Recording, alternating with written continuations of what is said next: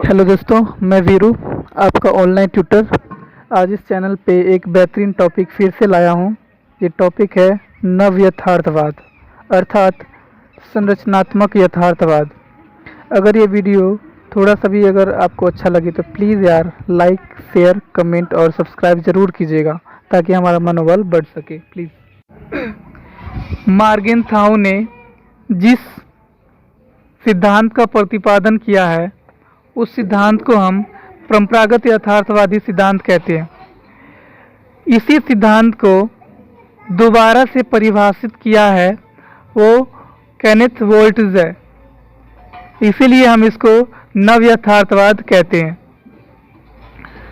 मार्गेन थाऊ ने अपने परंपरागत यथार्थवादी सिद्धांत में कहा है कि मानव का प्रकृति शुरू से ही लालची और स्वार्थी रहा है, जो अपने हितों को पूर्ति करने के लिए दूसरों से संबंध स्थापित करता है। और यही नियम विश्व भर में राज्यों पर लागू होता है, क्योंकि लोगों का व्यापक रूप को ही हम राज्य कहते हैं।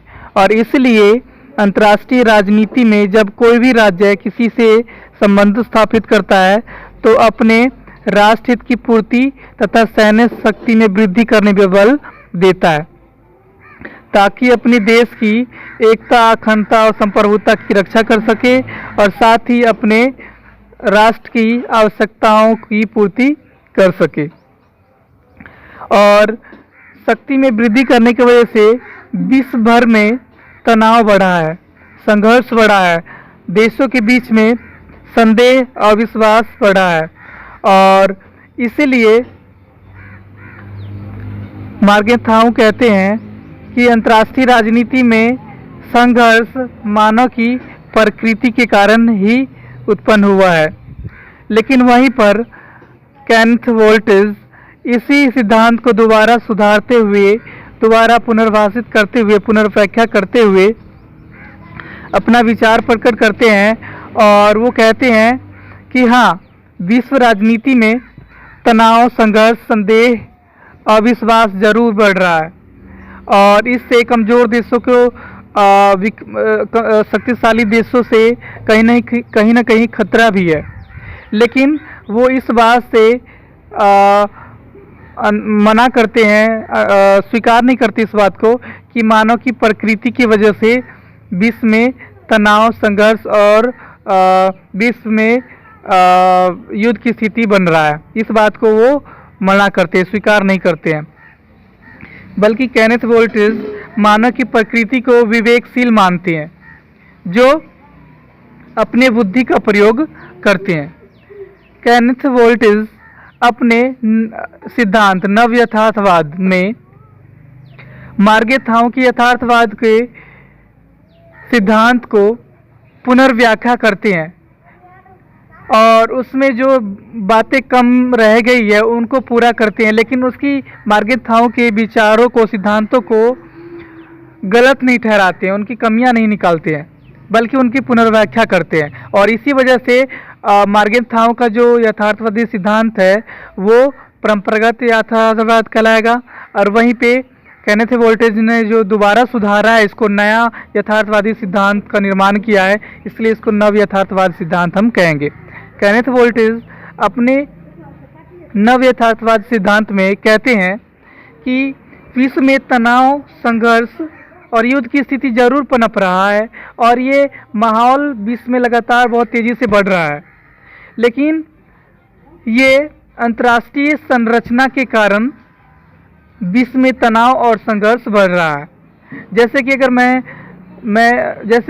अगर हम बात करें तो विश्व में कोई अंतर्राष्ट्रीय संस्था नहीं है जो विश्व में शांति स्थापना के लिए और विश्व में कमज़ोर देशों की सुरक्षा करने के लिए और विश्व में संतुलन बनाए रखने के लिए कार्य करता हो। और विश्व में शक्ति असंतुलन है, महाशक्ति और महाशक्ति बनते जा रहे हैं, शक्ति कमज़ोर देश और कमज़ोर देश बनते जा रहे हैं। ऐसे में विश्व में अशक्ति संतुलन है और विश्व में कई मुद्दों पर तनाव के कारण विश्व भर में अराजकता फैल रहा है, अर्थात युद्ध की स्थिति बन रहा है, संदेह और विश्वास बढ़ रहा है। और तीसरा, विश्व युद्ध की संभावना बहुत तेजी से बढ़ रहा है। विश्व में ऐसी अराजकता के कारण, ऐसी शक्ति असंतुलन के कारण कई बार युद्ध भी हो चुका है। एशिया में भारत, पाकिस्तान, चीन और विश्व के अन्य देशों में कई बार युद्ध हो चुका है। उसी तरह हम शीत युद्ध की बात करें तो शीत युद्ध भी हो चुका है। तो ये सब अंतर्राष्ट्रीय संरचना के कारण हो रहा है और इसमें केनेथ वोल्टेज मानव की प्रकृति के बिल्कुल भी जिम्मेदार नहीं मानते हैं। और वहीं पे बात करें मानव की प्रकृति की, तो मानव की प्रकृति सदैव विवेकशील रहा है, जो अपने बुद्धि के अनुसार कार्य करते हैं। विश्व में अराजकता बहुत तेजी से फैल रहा है। इससे कमज़ोर देश बहुत तेजी से खतरे में आ रहे हैं। उनकी देश की अखंडता और संप्रभुता खतरे में है और उन्हीं खतरों को दूर करने के लिए, अपने देश की संप्रभुता और अखंडता की रक्षा करने के लिए विश्व के हर एक देश अपने शक्ति में बहुत तेज़ी से वृद्धि कर रहे हैं। तो ऐसे में मानव की प्रकृति नहीं बल्कि अंतर्राष्ट्रीय संरचना को जिम्मेदार केनेथ वोल्टेज ठहरा रहा है विश्व में संघर्ष के कारण। उनका कहना है कि विश्व में अगर कुछ देश बहुत तेज़ी से अपना विकास कर रहा है, एक महाशक्ति बन रहा है, और ऐसे में बहुत सारे कमज़ोर देश है विश्व में, तो जाहिर सी बात है महाशक्तियाँ अपनी बातों को ज़बरदस्ती छोटे देशों पे थोपेगा और ऐसे में विकासशील देशों की, छोटे देशों की, कमज़ोर देशों की संप्रभुता और अखंडता खतरे में पड़ रहा है। तो इसलिए वह विश्व भर में बहुत तेज़ी से शक्ति में वृद्धि हो रहा है और इसलिए सैन्य संघर्ष हो रहा है और अराजकता फैल रहा है। तो इस तरह से केनेथ वोल्टेज अपने नव यथार्थवाद सिद्धांत में अपनी बातों को पुष्टि करते हैं। केनेथ वोल्टेज विश्व में संघर्ष का कारण अंतर्राष्ट्रीय संरचना का जिम्मेदार ठहराता है। तो इसलिए नव यथार्थवाद को हम संरचनात्मक यथार्थवाद भी कहते हैं, क्योंकि नव यथार्थवाद में जो संघर्ष है वो विश्व के संरचना के कारण हो रहा है। तो इसलिए नव यथार्थवाद सिद्धांत को हम संरचनात्मक यथार्थवाद भी कह देते हैं। अब हम परंपरागत यथार्थवाद और नव यथार्थवाद में अंतर पढ़ने जा रहे हैं। तो सबसे पहले हम पढ़ते हैं परंपरागत यथार्थवाद। परंपरागत यथार्थवाद में मार्गेन थाऊ कहते हैं कि विश्व में जो तनाव और संघर्ष का स्थिति बना हुआ है वो मानव की प्रकृति है, क्योंकि मानव की प्रकृति सदैव अपने सैन्य शक्ति में वृद्धि करने पर बल देता रहता है और इसीलिए विश्व में तनाव बढ़ रहा है। वहीं पे नव यथार्थवाद में केनेथ वोल्टेज ने कहा है कि विश्व में तनाव और संघर्ष का कारण मानव की प्रकृति नहीं है बल्कि अंतर्राष्ट्रीय संरचना है। विश्व में संरचना ही ऐसा है कि विश्व में कमज़ोर देश अपने सुरक्षा के लिए शक्ति में वृद्धि करने पे बल देते रहते हैं। जैसे कि अगर बात करें तो विश्व में अमेरिका, चीन, रसिया जैसे अनेकों ऐसे देश है जो बहुत ज़्यादा शक्तिशाली देश है। जापान की भी अगर बात करें, वहीं पे अगर विश्व के और भी एशिया और अफ्रीका के देशों की बात करें तो वो बहुत ज़्यादा उनकी तुलना में कमज़ोर है। तो ऐसे में शक्तिशाली देशों से सदैव खतरा होता है। महाशक्तियों से कमज़ोर देशों को सदैव खतरा रहता है और इसीलिए कमज़ोर देश अपने देश की अखंडता और संप्रभुता की रक्षा के लिए सदैव प्रयत्नशील रहते हैं, अपने सैन्य शक्ति में वृद्धि करने पर बल देते रहते हैं। तो विश्व में अंतर्राष्ट्रीय संरचना ही ऐसा है कि सैन्य संघर्ष बढ़ता जाता रहता है विश्व में और तनाव और संघर्ष विश्व में बढ़ रहा है। वहीं पे अगर हम बात करें तो दूसरा पॉइंट है परंपरागत में कि शक्ति में वृद्धि। तो परंपरागत यथार्थवाद में मार्गेन थाऊ कहते हैं कि विश्व भर में सैन्य शक्ति पर अधिक बल दिया जाता है, क्योंकि सैन्य शक्ति ही है जो देश की एकता अखंडता की रक्षा कर सकता है, संप्रभुता की रक्षा कर सकता है और राष्ट्रहित की भी पूर्ति कर सकता है।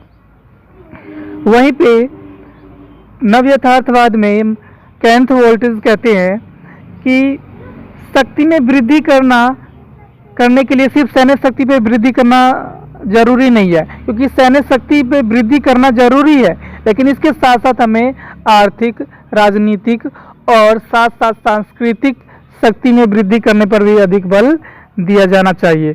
तो इस तरह से ये सिर्फ सैन्य शक्ति पे नहीं बल्कि आर्थिक, राजनीतिक और सांस्कृतिक शक्ति पर भी बल देते हैं।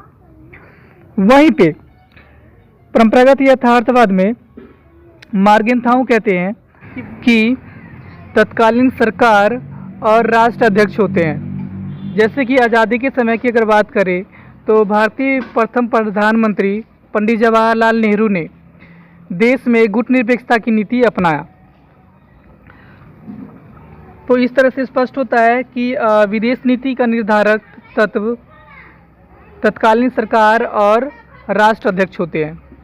वहीं पे केनेथ वोल्टिज का कहना है कि विदेश नीति का निर्माण तत्कालीन सरकार और राष्ट्र अध्यक्ष जरूर करते हैं, लेकिन वो विश्व की परिस्थिति, विश्व की संरचना को ध्यान में रखते हुए विदेश नीति का निर्माण करते हैं।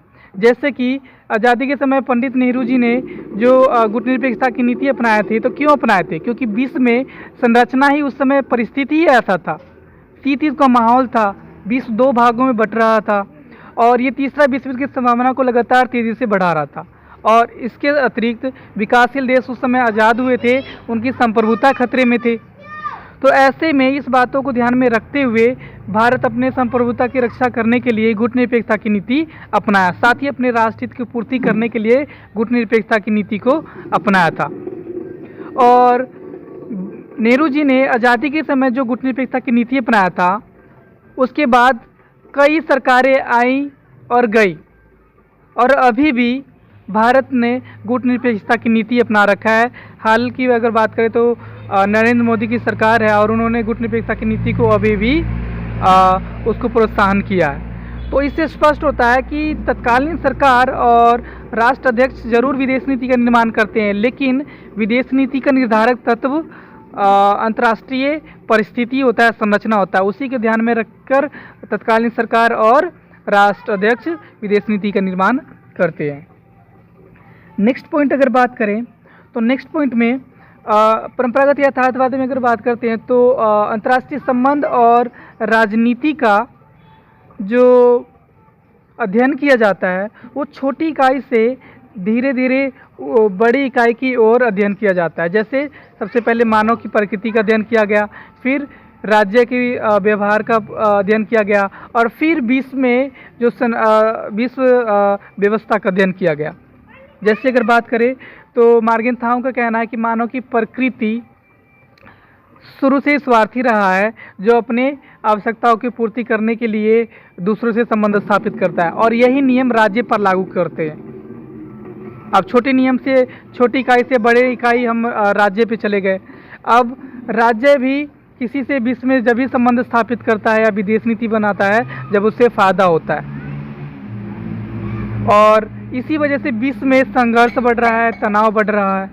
तो इस तरह से विश्व संरचना का भी हमने अध्ययन कर लिया। तो छोटी इकाई से बड़ी इकाई की ओर हम अध्ययन करते हैं परंपरागत यथार्थवाद में, मार्गेंथाउ के सिद्धांत में। वहीं पे केनेथ वोल्टिज का कहना है कि वो बड़ी इकाई से छोटी इकाई की ओर अध्ययन करते हैं। जैसे वो सबसे पहले विश्व की परिस्थिति, विश्व की संरचना का अध्ययन करते हैं और फिर राज्य के व्यवहार का अध्ययन करता है। जैसे कि अगर बात करें तो मार्गेंथाउ कहते हैं कि विश्व में शक्ति असंतुलन है, विश्व में महाशक्तियाँ बहुत तेज़ी से अपना विकास कर रहा है और ऐसे में कमज़ोर देशों के लिए वो बहुत तेज़ी से खतरा बनते जा रहे हैं। जैसे शीत युद्ध के समय में संप्रभुता खतरे में था विकासशील देशों की महाशक्तियों से। विश्व में कोई अंतर्राष्ट्रीय संस्था नहीं होने के कारण, अभाव होने के कारण कोई महाशक्तियों पर रोक नहीं लगा पाता और कमज़ोर देशों को पूर्ण रूप से सुरक्षा प्रदान नहीं कर पाता है। तो ऐसे में कमज़ोर देश, जाहिर सी बात है कि अपने सुरक्षा के लिए, अपने देश की अखंडता, अपनी संप्रभुता की रक्षा के लिए अपने शक्ति में वृद्धि करेगा। तो ऐसे में मानव की प्रकृति का जिम्मेदार नहीं ठहराया जाता। तो इस तरह से हमने सबसे पहले मानव की प्रकृति विश्व संरचना के बारे में पढ़े हमने, और फिर उसके बाद राज्य के व्यवहार के बारे में पढ़े हमने। तो इस तरह से बड़ी इकाई से हम छोटी इकाई की ओर हमने अध्ययन किए हैं। नेक्स्ट पॉइंट अगर बात करें तो नेक्स्ट पॉइंट में मार्गेनथाउ कहते हैं अपने सिद्धांत में कि राज्यों के व्यवहार में अंतर होता है। एक कमज़ोर और शक्तिहीन राष्ट्र के व्यवहार बहुत ज़्यादा दोस्ताना और काफ़ी पोलाइट होता है व्यवहार। वहीं पे अगर शक्तिशाली राष्ट्रों की अगर बात करें तो उनके व्यवहार बिल्कुल इसका उल्टा होता है, अड़ियल होते हैं, वो रूड होते हैं, वो सही से बात नहीं करते, निरंकुश होते हैं। और नव यथार्थवाद में केनेथ वोल्टिज कहते हैं कि ऐसा नहीं है। उनका मानना है कि अंतर्राष्ट्रीय राजनीति में सभी राज्यों का हित सिर्फ और सिर्फ अपना हित होता है, राष्ट्र हित होता है, और राष्ट्र हित की पूर्ति करने के लिए बीच में संबंध स्थापित किया जाता है। और इसमें कोई भी देश कोई सौहार्दपूर्ण हो, दोस्ताना संबंध हो, पोलाइट हो, और कोई रूड हो, ऐसा केनेथ वोल्टिज नहीं मानते। तो इस तरह से हम परंपरागत यथार्थवाद और नव यथार्थवाद में हमने अंतर पढ़ लिए हैं। लेकिन याद रहे सबसे इम्पोर्टेंट बात कि मार्गेनथाउ ने जो अपना पुस्तक लिखा था, वो पुस्तक लिखा था पॉलिटी अमोंग द नेशन, और वहीं पे केनेथ वोल्टिज ने अपना जो पुस्तक लिखा है जिसमें अपने सिद्धांत का व्याख्या किया है, उस पुस्तक का नाम है a theory of international politics. तो इस तरह से हमारा ये टॉपिक समाप्त होता है। और अगर थोड़ा सा भी वीडियो अगर अच्छा लगा हो तो प्लीज़ यार लाइक, शेयर, कमेंट और सब्सक्राइब ज़रूर कीजिएगा।